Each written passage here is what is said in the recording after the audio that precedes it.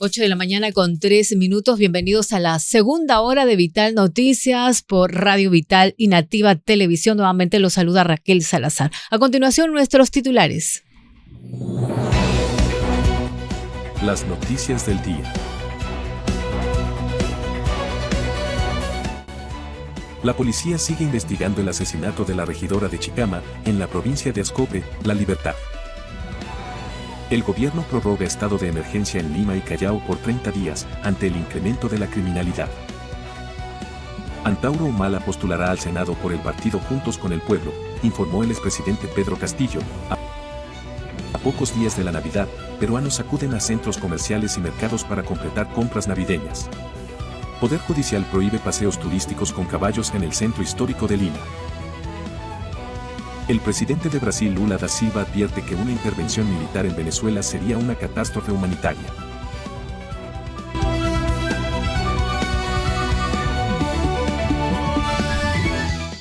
Ocho de la mañana con 5 minutos y nosotros seguimos conociendo a los candidatos con miras a las elecciones de abril del 2026. Estamos nosotros en estos momentos con Joseph Daher, analista político, historiador, docente universitario, exsecretario general de la SUNEDU y es candidato a diputado por Ahora Nación, que tiene como candidato presidencial Alfonso López Chao.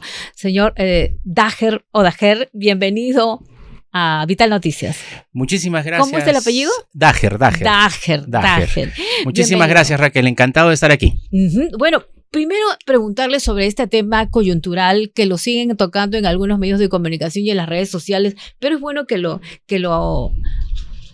precise, ¿no?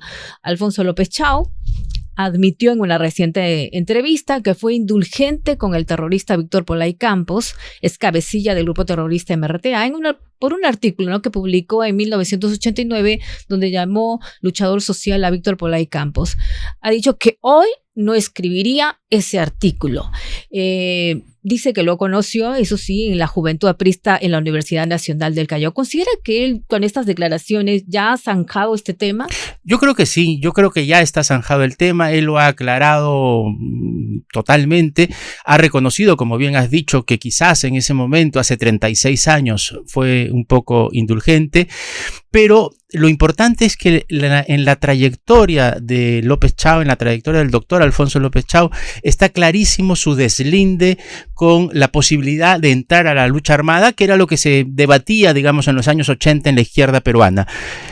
¿Entrar a la lucha armada o no entrar a la lucha armada? Y por eso es que él en ese mismo artículo dice: yo no comparto su programa, y dice: no es solamente un luchador social, sino también un luchador político, para diferenciarlo de la delincuencia común, ¿no es cierto? Porque los movimientos que pretenden tomar el Estado, llegar al Estado, tienen por supuesto una ideología política que López Chao no comparte.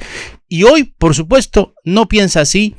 Todas sus publicaciones, todos sus artículos deslindan con el terrorismo, condenan el terrorismo, y en el partido Ahora Nación está muy clara esa condena. O sea, pero usted cuando se enteró de este artículo que fue difundido en medios de comunicación y redes sociales, ¿le consultaron? ¿Usted le preguntó directamente al candidato? Porque en esa época, cuando él escribió ese artículo, ya se sabía lo que hacía el MRTA en el país. He conversado con él, hemos mantenido un diálogo sobre esto, me ha enviado artículos que él escribió antes y después, y cuando uno ve la cuestión en perspectiva, en el largo plazo, cuando uno sigue su trayectoria de ahora, creo que está absolutamente claro el deslinde con el terrorismo, el deslinde con la lucha armada, la apuesta por el sistema, y por algo que siempre ha caracterizado la trayectoria de López Chao, que es el proyecto nacional, la integración nacional. Con métodos terroristas es imposible un proyecto nacional. Entonces, Ahora Nación condena el terrorismo. Totalmente. En todos sus aspectos, en todos sus sentidos. El partido no es marxista, leninista ni nada. En lo absoluto. El partido es un partido, yo diría que de centro izquierda. El doctor López Chao siempre se ha definido como de izquierda democrática, Pero desde ese centro, el Partido Ahora Nación se abre, ¿no es cierto? Se abre y integra como unidad nacional a personas que quizás son un poquito más de izquierda o a personas que son un poquito más de centro, como es mi caso, y quizás a personas que también son liberales, como por ejemplo la defensa del consumidor que hace Jaime Delgado. Otro punto es, no sé si has podido leer este artículo donde el congresista Esdras Medina de Renovación Popular exige al Jurado Nacional de Elecciones aplicar una sanción a Alfonso López Chao, a quien acusa de aprovecharse de las instalaciones de la Universidad Nacional del Callao para promover su campaña política. He leído esa declaración, he visto más o menos el desarrollo de la noticia. No hay una clara explicación a qué se pueda referir el congresista Medina, congresista que por cierto es uno de los autores de las leyes que van debilitando a la SUNEDU. Como presidente de la comisión. Así es que no sé exactamente a qué pueda referirse, pero lo curioso es que tenemos una serie de declaraciones y una serie de ataques hacia la candidatura del doctor Alfonso López Chao. Por lo tanto, debo pensar que estamos creciendo mucho, ¿no es cierto? Y que comienza a preocuparle a los integrantes del pacto mafioso. En mayo, Shirley Emperatriz Chilet Cama, rectora interina de la UNI, denunció presuntos actos de corrupción durante la gestión de Alfonso López Chao. ¿Hay alguna investigación en contra del candidato presidencial? Lo que yo al respecto sé, no sé si haya una investigación fiscal abierta o algo por el estilo. Lo que al respecto sé es que se cuestionó en su momento que el doctor López Chao nombrara como secretaria general a una funcionaria de la UNI, pero hasta donde yo lo he podido ver no hay ningún tipo de irregularidad en ello. Pero bueno, en fin, si hay que investigar, se harán las investigaciones. Pero el cuestionamiento era ese, ¿no? Por nombrar a una persona que supuestamente no tenía el perfil. Sí tiene perfil, sí forma parte de su círculo de confianza, lo cual es absolutamente comprensible, ¿no es cierto? Que un rector nombre a alguien de confianza como secretario general. Yo he sido secretario general de la SUNEDU y por supuesto era parte del círculo de confianza de los superintendentes en ese momento. Ahora Nación de López Chao, de llegar al poder, ¿indultaría al expresidente Pedro Castillo? Mire, el presidente Pedro Castillo tiene procesos, o seguramente le van a abrir procesos de corrupción o ligados supuestamente a corrupción. Creo que no sería posible ningún tipo de indulto respecto de los procesos de corrupción. Ahora, respecto de su vacancia y de su intento de dar un golpe de Estado, yo creo que a él lo vacaron, bueno, lo vacaron con 101 votos en una vacancia irregular, porque el Congreso, para vacarlo sin que él se defienda, necesitaba 104 votos. Y 104 no es igual a 101. Y lo han procesado por una tipificación que no es muy exacta, ¿no es cierto? Esto de conspiración para la rebelión.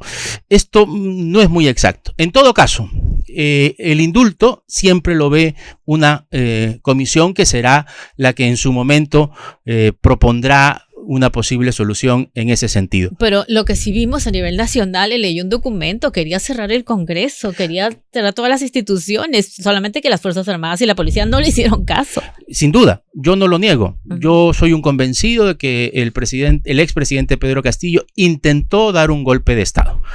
Es más, sus adversarios esperaban una pena mucho mayor. Lo que pasa es que no tenemos tipificado el intento de golpe de Estado como delito. ¿Deberíamos tipificarlo? Yo creo que sí. Pero no lo tenemos tipificado y entonces se ha tenido ahí que forzar un poco la figura. Ahora, si la pregunta es, ¿Pedro Castillo, por el intento de golpe de Estado, debe ser inhabilitado en sus derechos políticos? Estoy totalmente de acuerdo con eso. Pero eso es parte de lo que debe hacer el Congreso y no llegó a la votación, lo cual es muy curioso, ¿no? Porque el Congreso vacó a Pedro Castillo con 101 votos por haber intentado dar un golpe, pero ahora que lo tiene que inhabilitar, no logra los votos. Entonces, ¿qué tipo de acuerdos bajo la mesa estamos viendo aquí, no? Eso es como para preguntárselo. Bueno, usted ha sido, como usted dice, secretario general de la SUNEDU. En caso de ser elegido, ¿qué leyes deberían derogarse? Yo creo que la primera ley a derogar en este aspecto es aquella que cambia la conformación del Consejo Directivo de la SUNEDO. El Consejo Directivo de la SUNEDO antes era elegido por concurso público y no habían representantes de las universidades. ¿Qué es lo que ocurre ahora? Varios de los miembros del Consejo Directivo representan a la universidad pública o a la universidad privada. Lo eligen las propias universidades. Es más, en este momento un rector o un vicerrector de cualquier universidad puede presentarse a ser parte del Consejo Directivo y renunciar una vez que vaya a empezar su mandato en el Consejo Directivo. Eso es inaceptable. Es inaceptable porque es como que el OCIPTEL tuviera en su consejo directivo a los representantes de las empresas de telecomunicaciones a las que debe regular y supervisar. Eso es absolutamente inaceptable. Eso le quita independencia al organismo supervisor y regulador. Por lo tanto, lo primero que habría que hacer es derogar esa ley y que la SUNEDO siga siendo esa entidad con independencia, con autonomía, que le denegó el licenciamiento a por lo menos unas 50 universidades que no cumplían con condiciones básicas de calidad. Y además el Congreso aprobó una serie de iniciativas para crear más universidades. Eso es parte del populismo, ¿no es cierto? Es parte del populismo para seguramente quedar bien con algunas poblaciones. El problema es que no solamente se deben crear universidades. No estoy contrario a que se creen universidades. Al contrario, mientras más posibilidad de acceso a la educación superior tengamos, es mejor. Pero junto con crear universidades, lo que tenemos que hacer es aumentar el presupuesto. Es aumentar el presupuesto para el sector educación y no como lo que ha sucedido ahora, que se ha reducido el presupuesto para el sector educación y por lo tanto ahorita hay menos becas en beca 18 para los jóvenes talentos de pobreza y extrema pobreza. Entonces, si creamos más universidades, estas tienen que venir con su pliego presupuestal. ¿Qué otra ley relacionada a la educación debería cambiarse? Creo que debemos pensar también en la meritocracia, en volver a cánones de meritocracia. Tenemos que pensar también en qué es lo que deben seguir estudiando los profesores de la básica o de la superior para poder mantener su trabajo. Lo que quiero decir ¿es necesaria una maestría? Probablemente sí, porque esto eleva el nivel del que va a ser profesor. Pero no nos quedemos en la maestría. No quiero decir con esto que estudiemos doctorados o algo por el estilo, sino que tengamos una política de educación continua. Es decir, de que los profesores vayan permanentemente renovándose tanto en contenidos como en competencias para la enseñanza. ¿Se necesita una nueva constitución? Yo creo que la actual constitución ya nadie la entiende. Es una constitución, como todos sabemos, del año 93, pero que ha sido transformada y cambiada en 53 artículos. Este Congreso ha hecho algo que en el ordenamiento legal también es inadmisible. Ha cambiado la Constitución a través de leyes.